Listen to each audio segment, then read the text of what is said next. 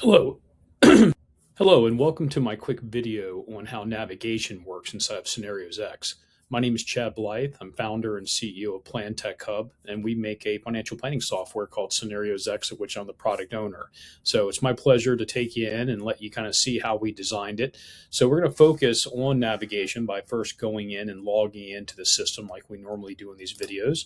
Click on the login button, choose the account that I want to log into, which would be our support account that we're using, put in my fingerprint scan, which is what I'm using as a passkey for the system. This is a very fast and simple way to log in very securely, and it takes me automatically to what we call the dashboard. So let's begin navigation by starting here on the dashboard. Now, inside the dashboard, in which you can check out our video on the dashboard, and goes into more detail of these screens, but I can choose what advisor I want to be looking at. Right now, I'm just looking at myself, but I could have a team of individuals. I could also have different types of accounts I'm using, such as a prospecting account, or we call a call to action account. I could be using Starting Out Plan, which is our direct to consumer site, and using that as a way to find prospects. So there could be a bunch of different ways that I'm looking at different types of advisors. But the advisor I'm looking at right now, I'm obviously seeing a summary of all my plan information. And if you look up at the top here, we can see that I could go into the plan summary of all these clients. I could go look at the data that's in their current profile, and also could look at their financial ratios under financial health. Additionally, if you look at the top right-hand screen, you'll see a gear icon. This is the advisor menu. So this is kind of like looking at your settings. Just about everything that's in here is also available in the plan customization. The difference is that when you set it here as an advisor, you're kind of setting the defaults for all new plans coming in. So we can set our settings and so forth and so on there under the gear. I'm also a team manager, and have my account set up as a team with other people part of the team. And that's the only reason why I see the team menu here, which also has a bunch of options. Again, check out our video on Teams to see that. And then, of course, we also have the home icon. The home icon is always going to take you to the very first page you log into when you first come into the system. So same thing for clients. They don't go to the dashboard, obviously. They go to their plan, but they also have a home button, and that home button always takes them to whatever page is defaulted as being the first page they come into as they log in.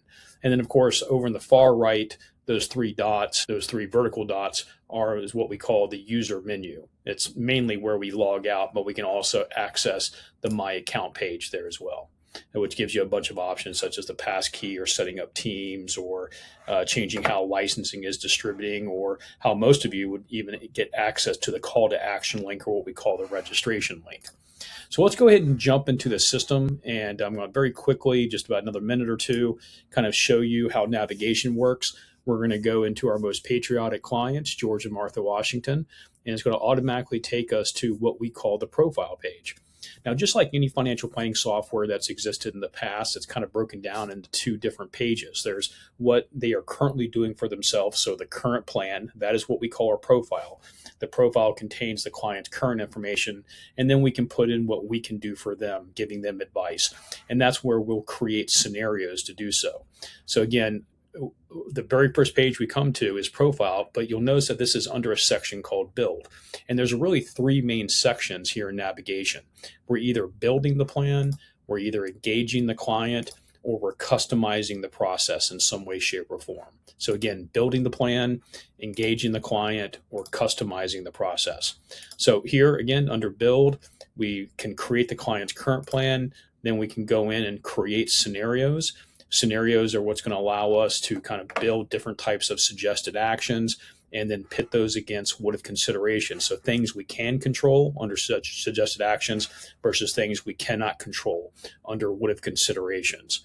We have the ability to go engage. The very first page we come to here is client access, which gives us the ability to set up access for our clients. Again, we're only going to need to do this if we've used the call to action link, or maybe use the invite new client button. And so if we added them manually, it's not going to default being added to the client.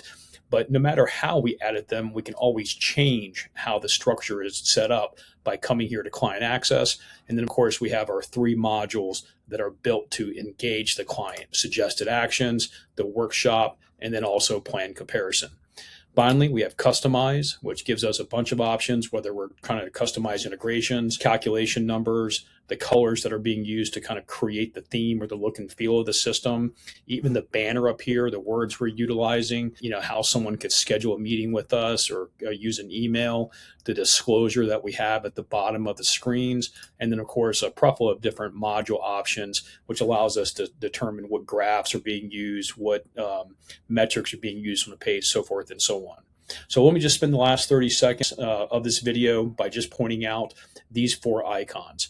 2 of them are always here. That is number 1, the plan portfolio information, which is allowing us to see what capital market assumptions are being used. I'll point out this is also seen by the client.